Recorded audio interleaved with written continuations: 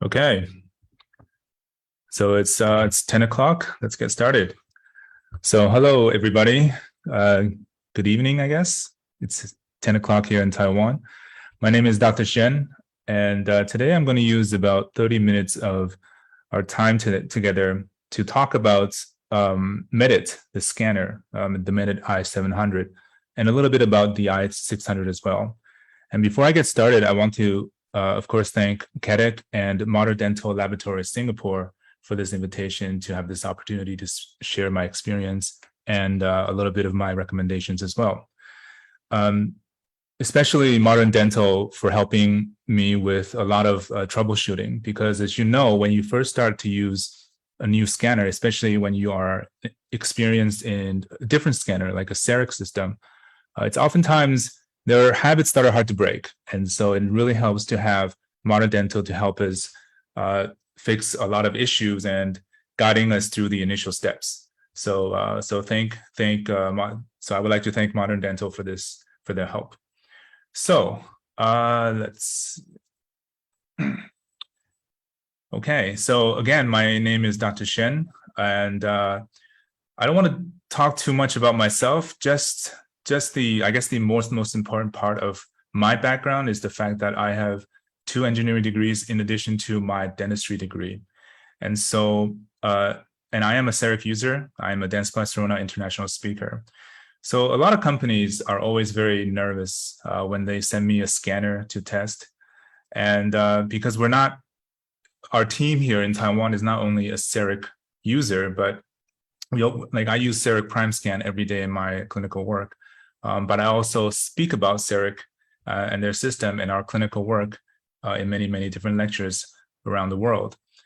And so for me, however, these scanners are really just a tool. And so it's not really about how good they are, but more about their application and the motivation behind their coming into being.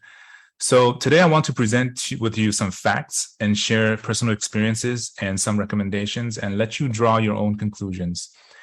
But the first thing that I want everybody to keep in mind is that when we compare intraoral scanners, most of the criteria are in fact subjective. So this may be surprising because when you're thinking about buying a piece of technology, you're thinking about the specifications and the hardware and how capability and their capabilities. But when 2 things are very similar in terms of technology and tools, then it really comes down to how you feel about it, and that is very subjective. And this will be the main theme of today's short seminar because, oh man, things are very similar nowadays. So my work, I am the head of our anterior aesthetic department here in Taipei, and these are my dentists, and my work predominantly is about veneers. So anterior aesthetics in terms of veneers, implants, and micro-orthodontics, so localized orthodontics. And for me, we're going to talk a little bit about what it means for me as a prosthodontist to what kind of criteria I'm looking for. Because in our clinic, we also have many, many different other dentists. So we have periodontists, we have orthodontists, and basically every major parts of the dental field. So this is where the subjectivity comes in, because for them, when they're thinking about intraoral scanners, the criteria will be much, much different. For example, if you're an orthodontist, you might care more about the mobility, because in Taiwan, a lot of orthodontists, they move around to different clinics. They service different clinics and they don't stay in one place. So maybe you want something that you can move around with. So mobility, small size, and perhaps getting to the scanning stage much, much faster without hitting too many buttons on the UI is a must.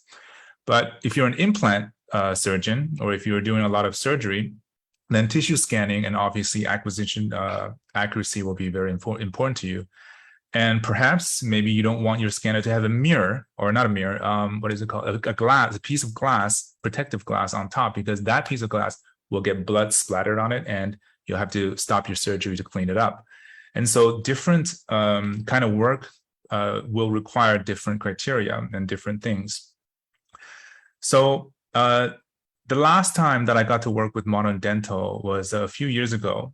And at that time, it was we were presenting some cases about anterior aesthetics using a completely digital workflow.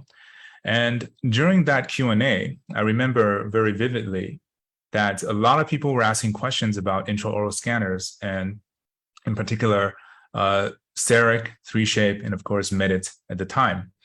But you can kind of tell by the kind of questions that they were asking that not too many people were actual users. They might have heard about intraoral scanners. They might have touched it and maybe get a feel for it during the exhibitions, but not too many people are routinely using them. And that was a bit of a bummer because as an engineer, I love to see technology succeed. And so for me, intraoral scanners are really not a matter of if, but when. So just to set up our seminar today, I want to give you a very, very quick history of what we've been doing for the last few years and our history of our testing different kinds of intraoral scanners. So in 2017, we visited IDS, we in terms of my team, and we went ahead and basically tested every single available intraoral scanner that we could get our hands on at the time. And it was about 14 units. And I spent about 30 to 60 minutes each talking to the representatives, asking them about what kind of features they would like to show us and what kind of challenges that we were facing and basically just doing a lot of discussion. And then we wrote our now infamous article, and that spawned so many similar websites. And basically, we just rated our experience in terms of these criteria that you can see on the screen. And that was that. And so this kind of speaks to the competitive nature of this field, because this was 2017, and already four of the scanners on there no longer exist. So you'll notice that at the time, we placed 3Shape trios at the very top. We were CEREC users, but I felt that 3Shape was a little bit better, just a very, very tiny bit. And you'll notice that Medit also wasn't on there because at the time, Medit was, I think, was called i700, and nobody could actually get their hands on to try it, and so we didn't put the scores up there. And then, as everybody knows, so technology advances quite quickly. So for the next 2 years, 2 years later, we went back to IDS and we did the test again, but this time we did it a little bit differently. So we have the advantage of hindsight, and we changed the way that we rated our scanners. And so now, instead of comparing every scanner using the same criteria, now we're going to put them into different classes. So I don't want to get into too much detail about different classes, but basically you'll notice here that at the time, Medit's i700 was kind of a big surprise for me and my colleagues, because we kind of just went in there without expecting anything, and its performance really outshined every part of our expectations. But the problem here is that when you go to dental exhibitions, and when you try these scanners, you're almost always trying on a model or some kind of a thing that you can hold in your hand.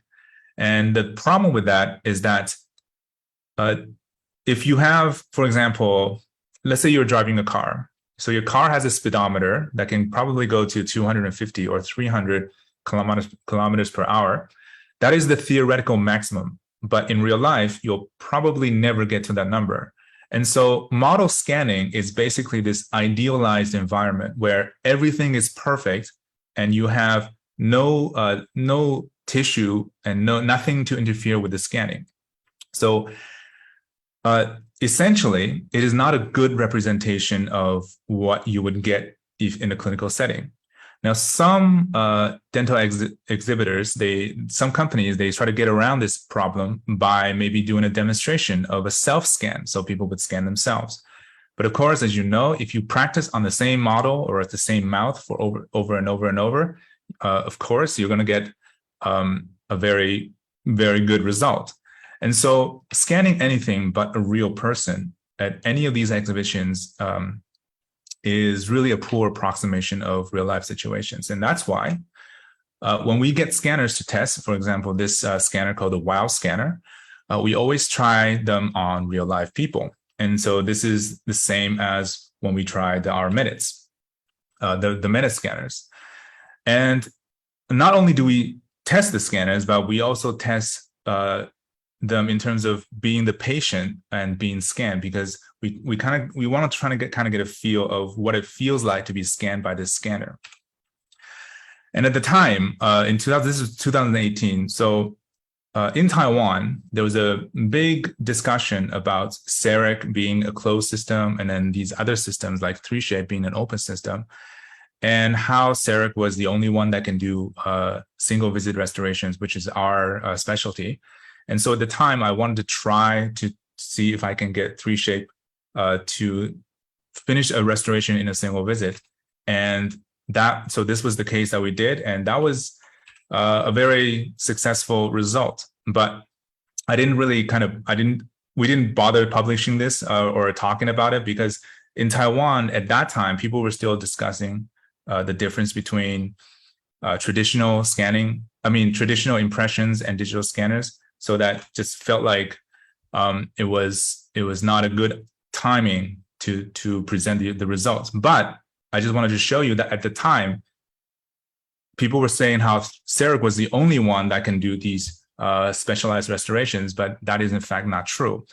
And so for the next lecture that we'll be doing next week, I'll also be showing how we use Medit and how we can use single visit restorations, as well as a standard sending it to the laboratory kind of restoration with Medit i700 and i600. And so here's just some more videos of us testing different scanners. And because things are always improving, so this is just, I think very recently, this was like the end of last year. So we're always in the constant state of testing different things.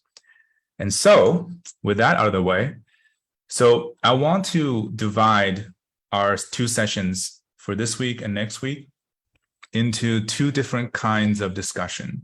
So I will be acting as either an academic or a general dentist, or as a clinician with very specific needs. And so as an academic, I care more about the objective criteria. And for next week, we'll talk a little bit more about the cases. I'll showcase 3 different cases.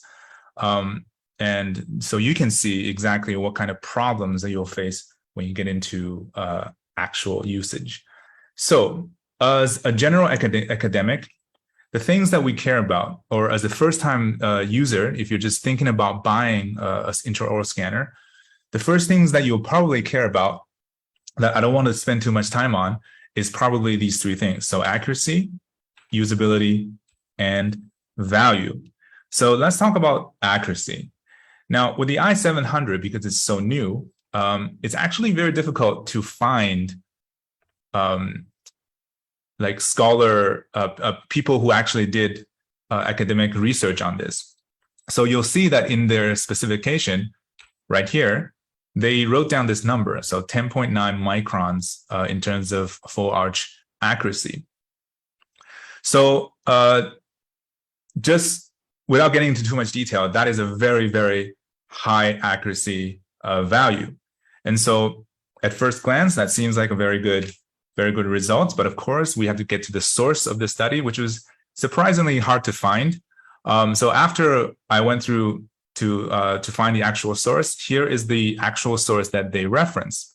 And so you'll notice that the i700, yes, is indeed about 10 microns. That means when you scan from a molar to another molar, so from 6 to 6 with a full arch scan, the deviations across the entire model is only 10 microns. 10 microns is about 1/10 or maybe like 1/8 of a width of the hair. So that is incredibly, incredibly accurate. There is a problem though.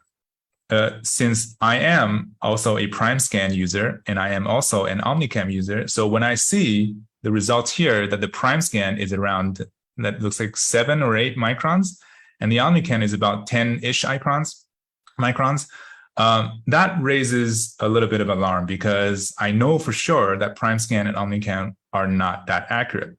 And so this is the problem with when we talk about scanners like this, is that obviously when you scan something, the more you scan, the more errors you build up.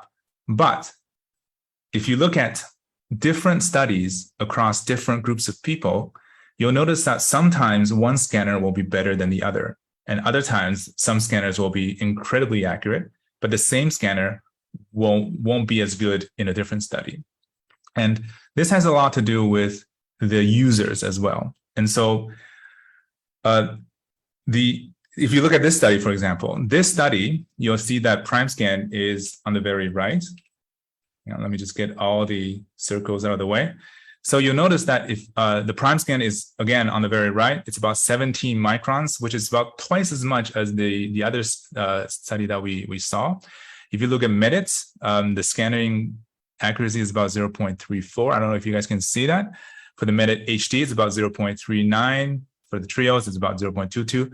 These are very good numbers. So any number that is less than about 0.35 is more than enough for full arch scanning. But the problem comes back, right?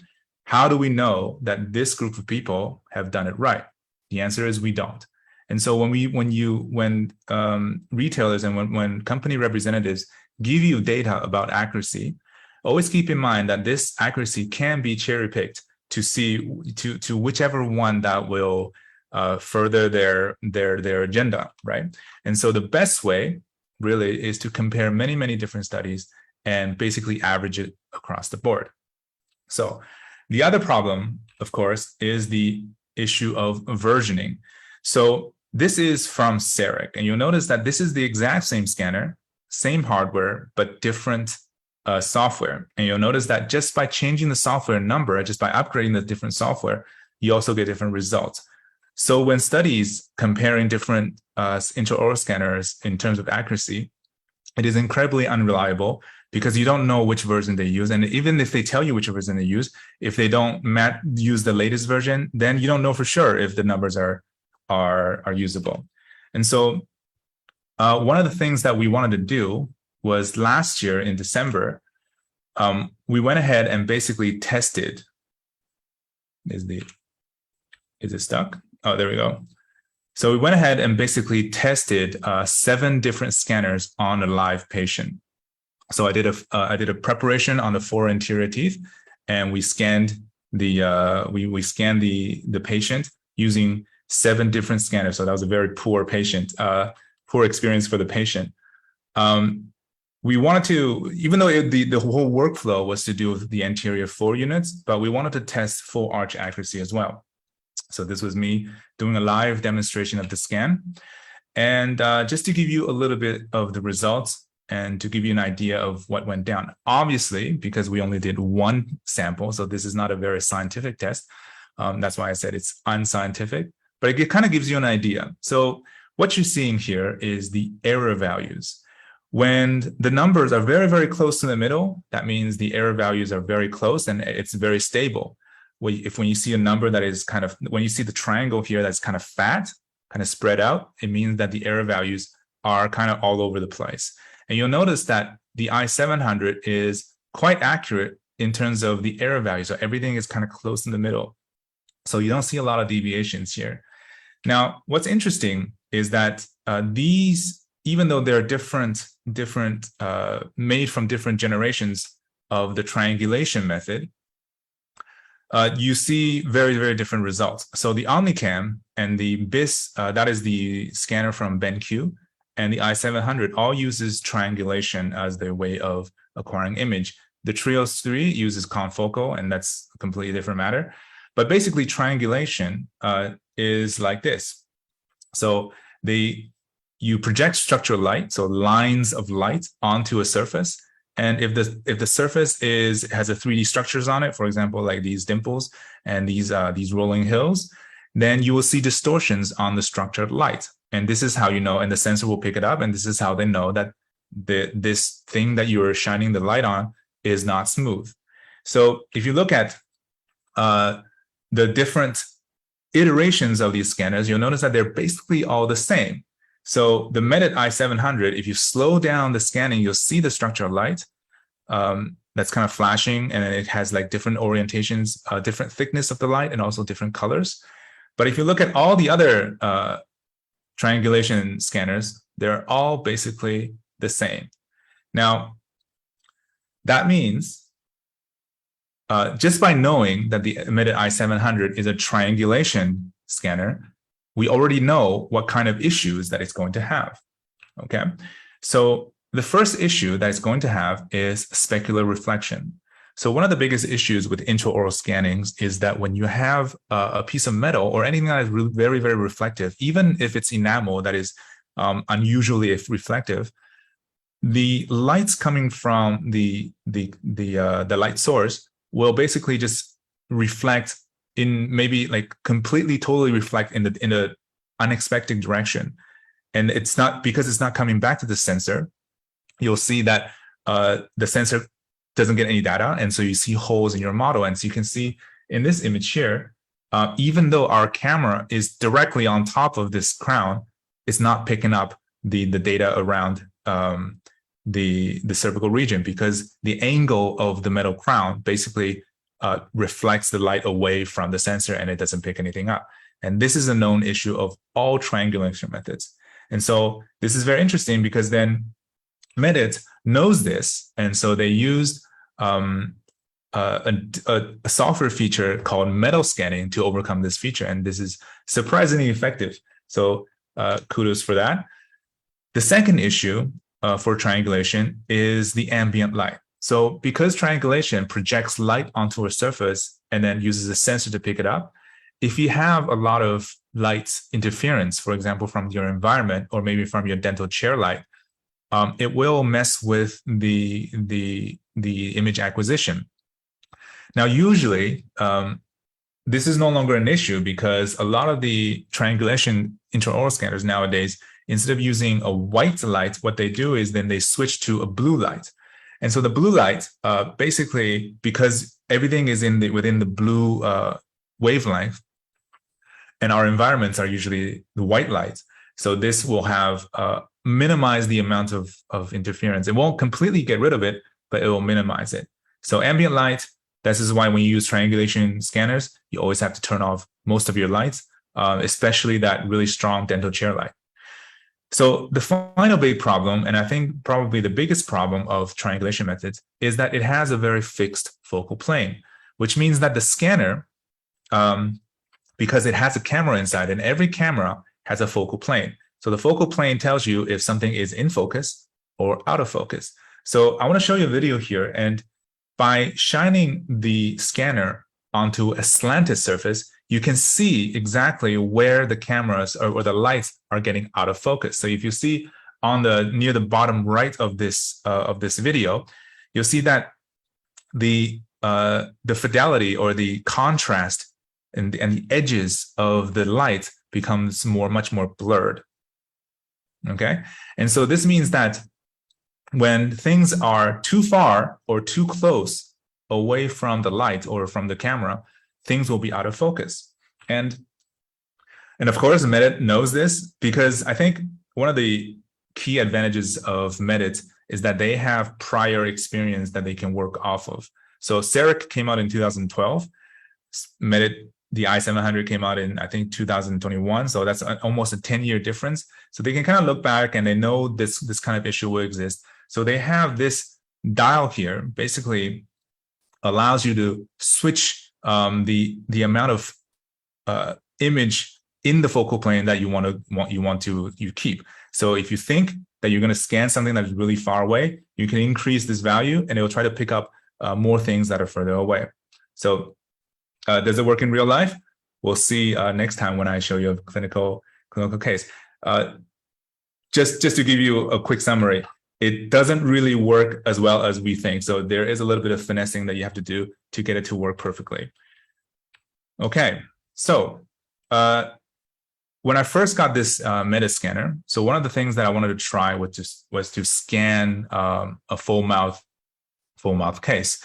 So I'm going to show you the video of the scan, but before I get to the video, because I know that not a lot of you are probably experienced in scanning, so I want to give you a little bit of heads up on what to look out for. When we do a full mouth scan, there are some areas that are particularly difficult to scan. So I'm going to try to use this here. Okay, so I got my pen Working? Okay.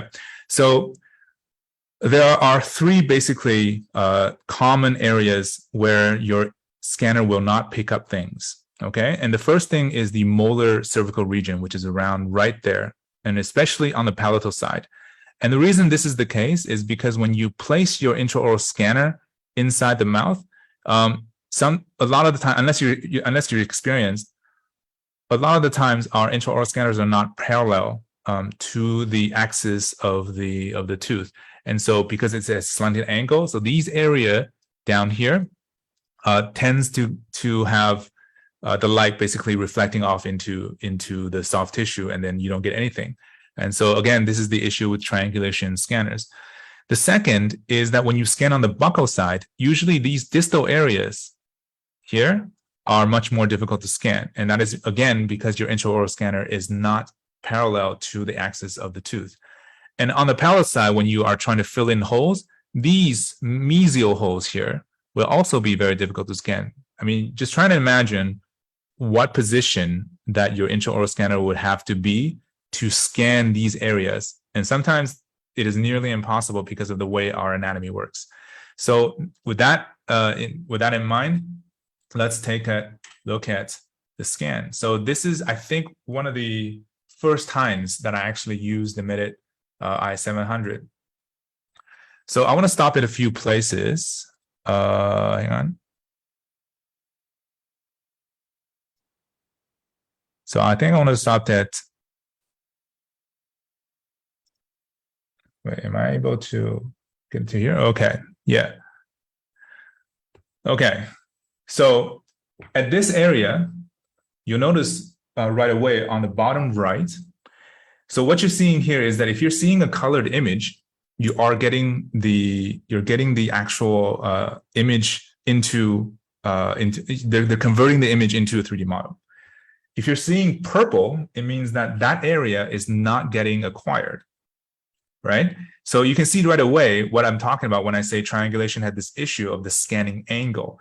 So that area around, I don't know if I move my mouse. Yeah, if I move my mouse, then I think everything just kind of stops. Oh, so that area around that angle basically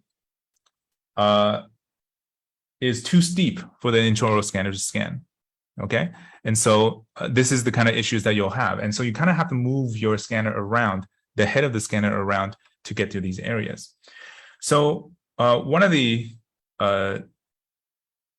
interesting features about Medit, the software, is that they give you these little arrows to show you where the holes might be. And this is not unique to Medit. CareStream also has this kind of feature. And it's very nice because as a CEREC user, sometimes when I scan, it's only after I go into the processing stage that I realize that, oh, I missed an area and I have to come back. And so this is kind of nice to have the software basically tell you where you might want to go back and rescan. The only issue here is that maybe it's just me because that was the first time I was using it, but there are just so many damn arrows. And so if you have OCD and you want to get rid of all the arrows, sometimes it takes a while. Okay. And so here is me scanning, trying to get rid of most of the arrows.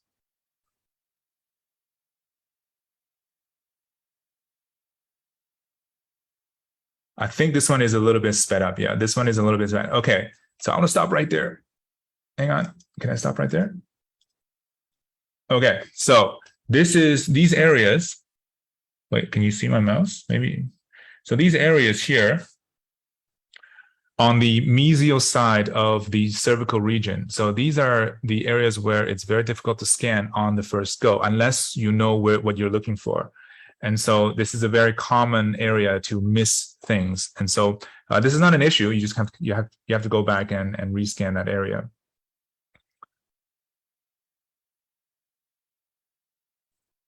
Okay. Okay, so you see that how, I mean, you can't really see the angle of the intraoral scanning, but these areas are actually a little bit difficult to finesse your intraoral head around because of the way that our mouth structure work. Okay. Okay. So so Medit did a pretty good job over there.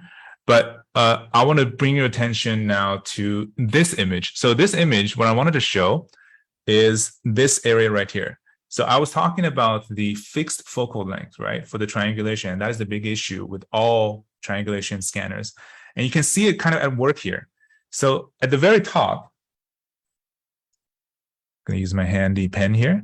So at the very top, this is in focus. And you can kind of see that it's quite clear in focus. This area is now less in focus, and this area is no longer in focus. But you notice that the purple area doesn't cover the entire blurry region. That means that even though it is not in focus, Medit will still try to acquire image. Again, this is not unique to it might feel like I'm bashing on Medit, but this is the standard programming for basically every intraoral scanner. And so it's really nice for Medit to have this kind of a gauge here when you have this kind of issue, because you can move this dial. You can move this dial around to basically shift the areas of the purple region. So if you feel like you're getting too much of the blurry area and you want to have a more accurate model, you can move this dial down so that it moves this whole purple area up, so you can cover this area. Now, of course, it means that you get a smaller image area of acquisition, but you do get a better model. Okay, so hang on, my screen is a little bit frozen. Okay, so it means that because of this fixed focal length, the problem, every triangulation scanner has the optimal scanning distance. So for prime scan, it was 2 millimeters. For the OmniCam, it was 5 millimeters. 5 millimeters means that your tooth is ideally 5 millimeters away from the head of the scanner. For the Medit, I went to look around and I actually tested this myself. And you'll see that the least amount of error happens at 10 millimeter. So 10 millimeter is about 1 centimeter. That is quite a bit of a distance away from the tooth to scan inside a mouth, I feel. But fortunately, it also works quite well at 5 millimeters. And so this is just something to keep in mind. If you're using, this means if you're using a Medit scanner and you want to have the perfect model, that right, you're scanning this patient and you want to get the best image quality ever, then you have to try to keep your intraoral scanner, the tip of it, at around roughly 10 millimeters away. Now, this is obviously not possible because the patients will move around, you'll move around. It's never going to be at 10 millimeters consistently, but it's something to keep in mind, because then if the patient, for example, suddenly moves away and you get to maybe 15 millimeters, 20 millimeters, you'll see the image still appear on the screen, but you know that area is not reliable. And so maybe if you have the time, go back, cut away that area, and then rescan. Okay, so it helps to know exactly the limitations of the tool in your hand to get around these limitations. Okay, so now we're scanning the lower arch. A lot of people feel that scanning lowers are harder. Even dentists in our clinic, when I first teach them how to scan, they always tell me that, oh, lowers are much more difficult to scan. But in fact, lowers, I feel, are a little bit more easier to scan because of the anatomy of our teeth. And it's made easier these years in the recent times because of the AI in the software. So hang on. So this video has stopped. I want to go back to this area right there. Okay. So what you're seeing here is I'm trying to scan the lingual side of the molar, right? And this whole area on the bottom right here, this is all in purple. It means that it is not getting acquired. The image is not getting saved. And that is because this is the tongue.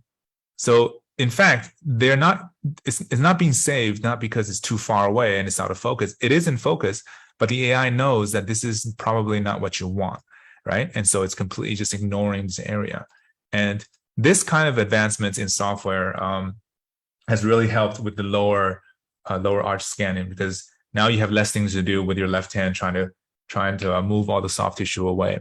Okay, so it does a pretty good job. Again, you have lots of arrows. So now we're trying to fill in these arrows. Again, if you look at the tongue, it just kind of magically disappears whenever it appears into the video. It just gets ignored.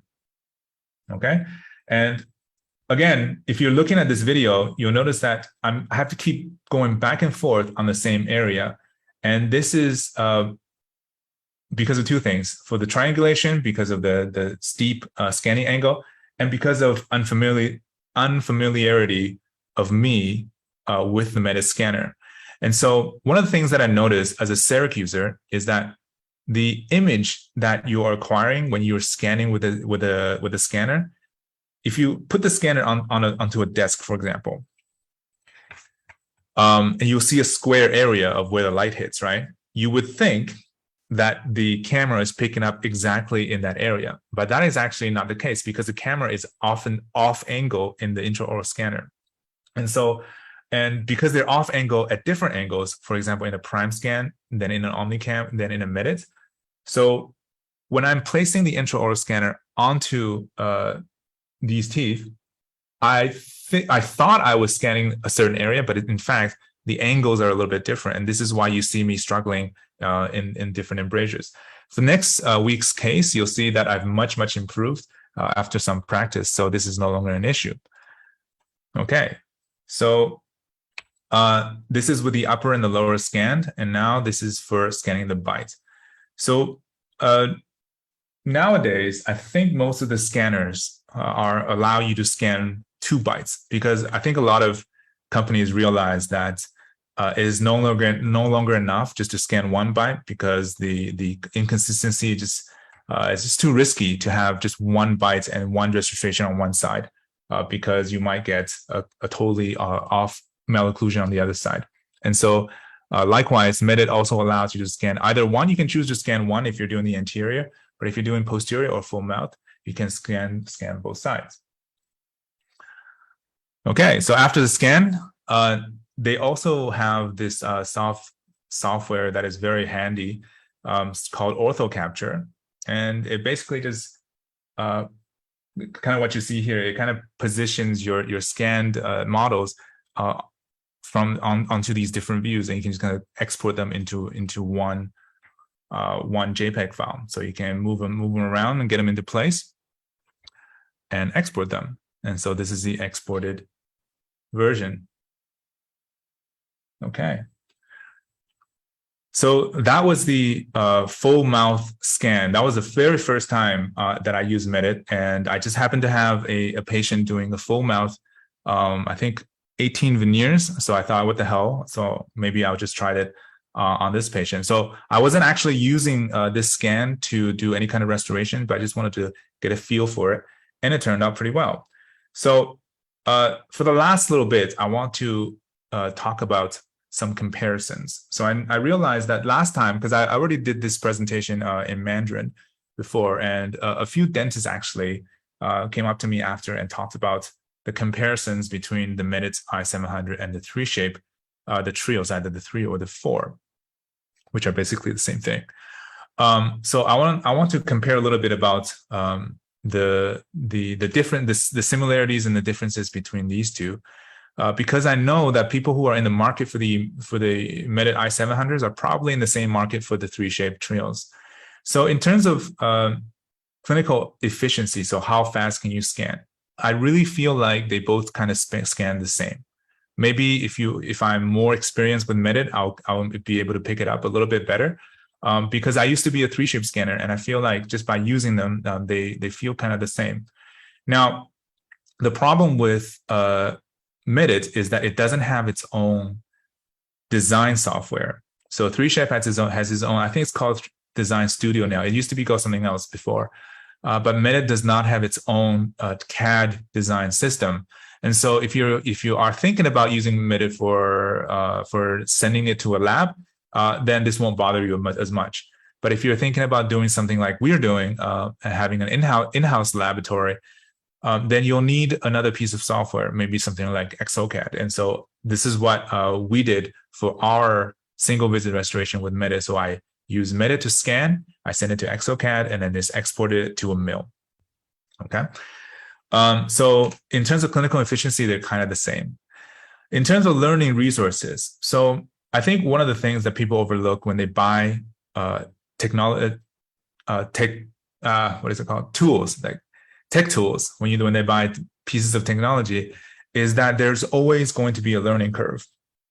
And I think in this respect, Medit i700 and Medit, just as a company, and 3Shape, they basically kind of did the exact same thing. I feel like maybe one has referenced the other on how to do this, and they both do it pretty well. So they have online forums on Facebook. They also have YouTube channels that has a lot of different videos on basically every single feature. And these YouTube videos has helped me a lot. So I went on to Medit Academy, and I basically looked through every single English version of the videos to learn. And it really helps flattening the learning curve when you're first using it. Okay. And in terms of versions available, right? So I think during the Mandarin version, the Chinese version of this, I said something else. So I'm going to give you an updated version of this. So both the Medit i700 and the 3Shape, they both offer the USB version, right? And they both offer a wireless version. So the USB version means you have to hook it up via USB like this to a computer. And then a wireless version, obviously, you have a battery inside the scanner, and you can forego the cable completely. Now, 3Shape also comes with a cart version. So the cart version is where they also give you a computer that is on wheels. And this is what PrimeScan and OmniCam does. So we have the entire system basically on 4 wheels, and then you can kind of cart around. But Medit does not have this. But if you're comparing just the USB and the wireless versions of this, they both work pretty well. I've tried all of them, and they all work pretty well. The issue with a non-cart version, if you're using a USB version or a wireless version, is that your experience will come down to the capabilities of your laptop. So if your laptop is very, very powerful, you will enjoy your scan. And if not, then you will suffer the consequences. So a lot of companies, when they give you these laptops, right? So they give you or maybe they don't give you the laptop. Maybe they recommend a laptop for you to buy. And it's always these top of the line laptops that cost like $1 million. The interesting thing is that if you buy it, because 3Shape has come out for how many years? Like 5 years now, at least, the 3Shape Trios 3. Every year when you're buying a USB version, they always give you the top of the line computer, right? So it means that when you buy it 3 years ago, that top of the line computer is no longer good enough. And I think that's the issue with these USB and wireless laptop powered software, is that the laptops are oftentimes not powerful enough. And so you run into a lot of software issues. And if you go on the 3Shape forum, you'll see a lot of people complaining about software problems and just things bugging out and things just kind of freezing and halting. And I haven't seen too much on Medit, because I think they also have the advantage of hindsight to trying to fix these problems.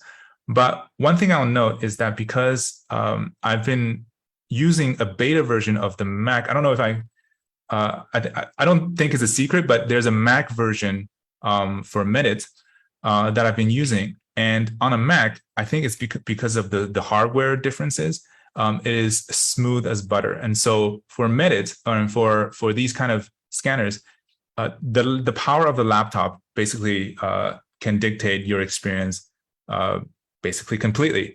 And so it's nice to see that Medit has the advantage of seeing what kind of problems other people have and then fixing them themselves, and also offering an alternative, the Mac version, if you're so inclined. So, and in terms of development, so both these systems, they kind of realize that they're not going to be able to offer basically every feature available in their own software.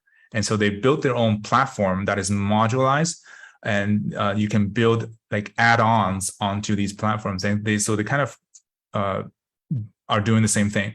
But I feel like for Medit, it feels a little bit more robust. So you are actually seeing things being added. I just want to note that Cerig also has a platform that they never use. And so I'm used to seeing a platform that just kind of get completely ignored. But it's really nice when I use Medit to see these kinds of add-ons that you see here. For example, Medit Compare, where you can see your preparation and how it is compared to a reference. And they also added a smile design. They also added ortho simulation. So that's kind of like your Invisalign clear aligner kind of a simulation. And they also have crown fit, which I will get into next time. And that is because it's also very interesting. But during the time that I'm using these software, I'm actually seeing these platforms, these modules get updated. And so that's always nice to see.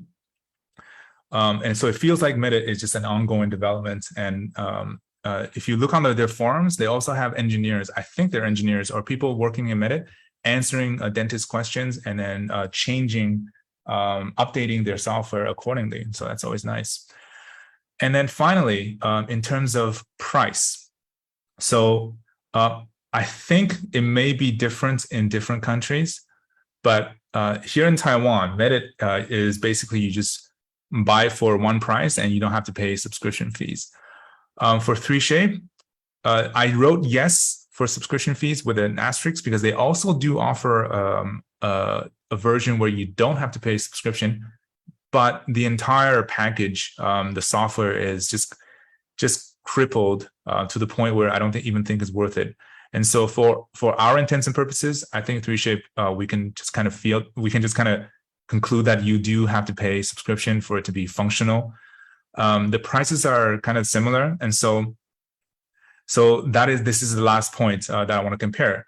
So if you think back to all these comparisons, and this basically kind of harkens back to what I said at the very beginning, because they're kind of the same in terms of specs, right? So things will scan the same. The speed is kind of the same. The softwares will feel familiar. They're not the same, but they'll feel familiar. And so it really comes down to, in the end, when you have a decision, it really comes down to a subjective point of view, which I'm going to offer my recommendations. So here is what so after using, because I've been using Medit for a while now. The last time I gave a Mandarin presentation was in June. And so for the last 2 months, I've completed about 12 different cases using the Medit, and some 12 restorations and also some other implant cases, and a few orthodontic cases. So here are my thoughts on recommendations.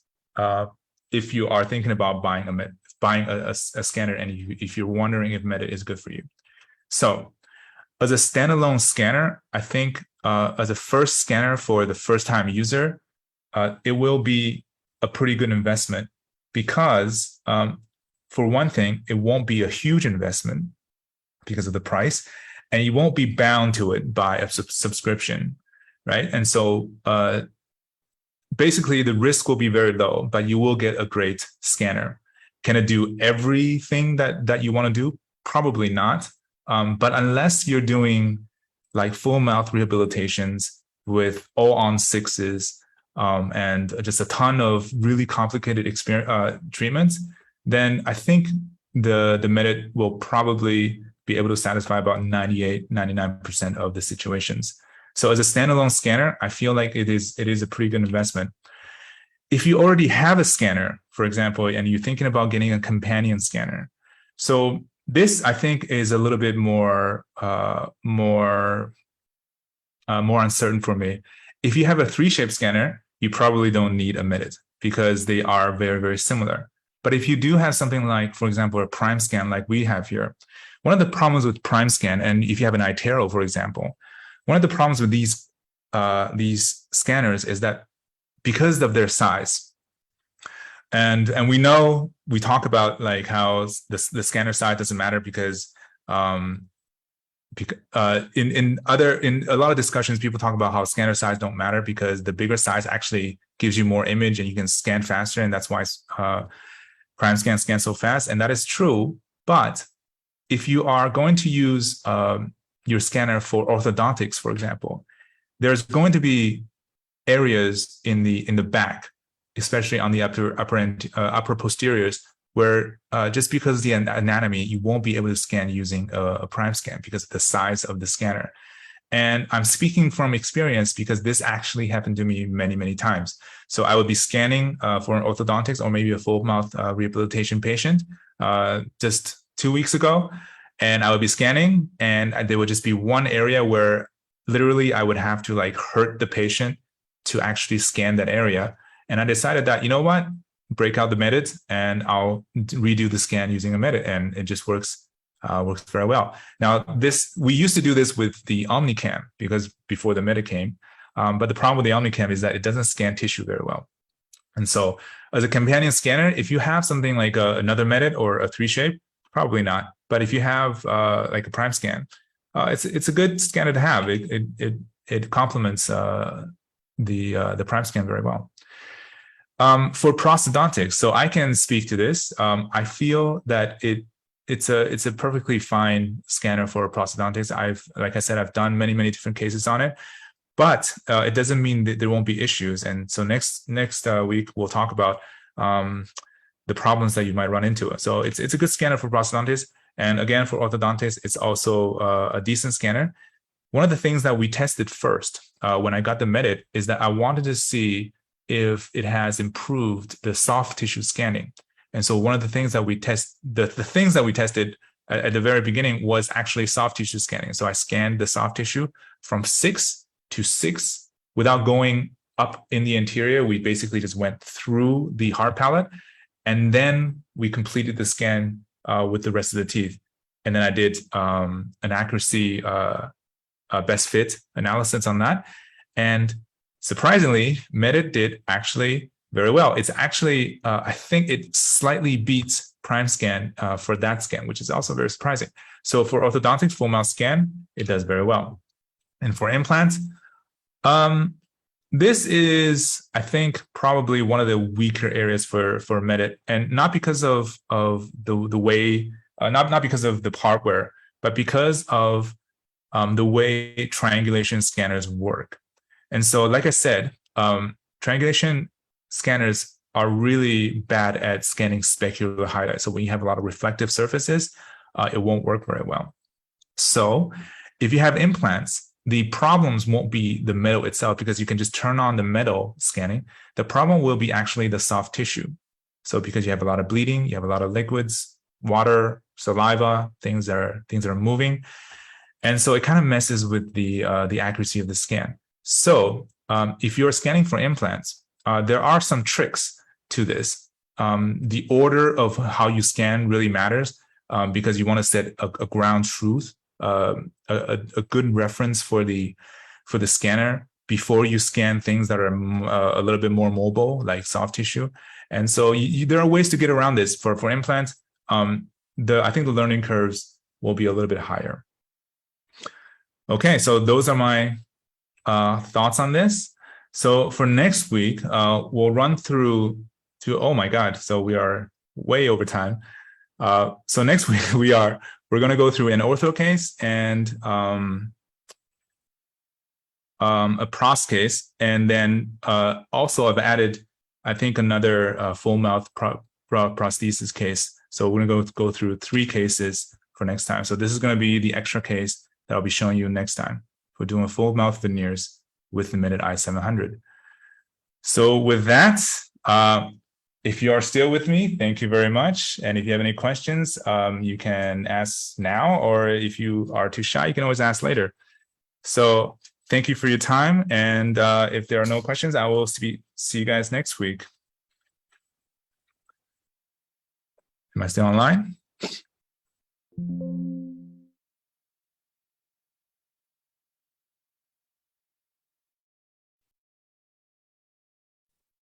Oh, I completely forgot. So we're not